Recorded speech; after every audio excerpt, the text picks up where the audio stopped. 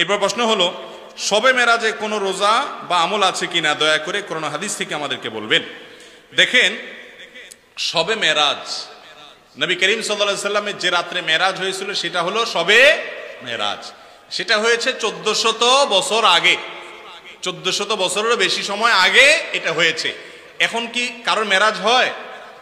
তাহলে মেরাজ তো একবার হয়েছে নবী করিম সাল্লাল্লাহু আলাইহি সাল্লাম, এটা কি প্রতি বছর করে ঘুরে ঘুরে আসে? মেরাজ তো প্রতি বছর আসে না।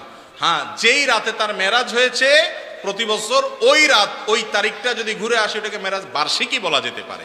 যাই হোক, নবী করিম সাল্লাল্লাহু আলাইহি সাল্লামের মেরাজ সম্পর্কে হাফেজ ইবনে হাজার আসকালানী, ইমাম ইবনে তাইমিয়া, ইমাম ইবনুল কাইয়িম রাহিমাহুল্লাহ সহ পৃথিবীর বড় বড় পণ্ডিত আলেম যারা আছেন, যাদের ইলম থেকে উপকৃত হওয়া ছাড়া কোনো উপায় নাই এমন অবস্থা, সেই সমস্ত মুহাদ্দিস এবং উলামাদের বক্তব্য হলো নবী করিম সাল্লাল্লাহু আলাইহি সাল্লামের মেরাজ হয়েছে এটা সত্য নয় বরং মহাসত্য, কিন্তু কোন মাসে হয়েছে, কোন তারিখে হয়েছে, এই বিষয়ে নবী করিম সাল্লাল্লাহু আলাইহি সাল্লামের কোন হাদিস থেকে পরিষ্কারভাবে স্পষ্টভাবে বিশুদ্ধ কোন বর্ণনা দ্বারা কোনোভাবে প্রমাণিত না।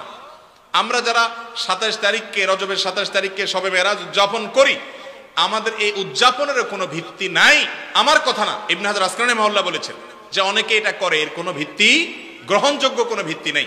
ভাইরা আমার, মাস তো বটে, সনটা পর্যন্ত সাহাবীরা ফিক্স করে দিয়ে গেছেন এমন কোনো বর্ণনা পাওয়া যায় না। অনেকে বলেছেন রমজান মাসে মেরাজ হয়েছে, অনেকে বলেছেন রজব মাসে হয়েছে, অনেকে বলেন জিলকদ মাসে হয়েছে, অনেকে বলেছেন রবিউল আউয়াল মাসে হয়েছে। এই সবগুলোর ব্যাপারে মুআররিখিন এবং ইতিহাসবিদদের, মুহাদ্দিসদের মন্তব্য আছে। বিধায় 27 রজব মেরাজ হয়েছে এই মর্মে কোনো বিশুদ্ধ বর্ণনা নাই। এটা হলো প্রথম কথা।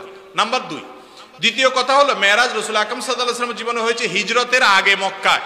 এরপরে তিনি মদিনায় হিজরত করে আসছেন, আরো অনেক বছর বেঁচে ছিলেন, সাহাবীরা বেঁচে ছিলেন, খোলাফায়ে রাশিদিন বেঁচে ছিলেন।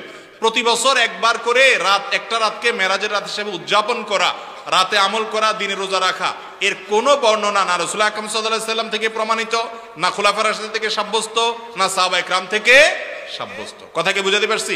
কোনো বিশুদ্ধ হাদিস থেকে এরকম কোনো কিছু প্রমাণ হয় না। যেই রাতটা ফিক্সই না, সেখানে সে রাতের আমল আবার দিনে রোজা রাখা কিভাবে প্রমাণ হতে পারে? বিধায় শবে মেরাজ কেন্দ্রিক কোনো রোজা অথবা কোনো নামাজ রাত জেগে করার নির্দেশ কোরআন অথবা হাদিস থেকে সাব্যস্ত বা প্রমাণিত নয়। কথা কি বুঝাতে পারছি?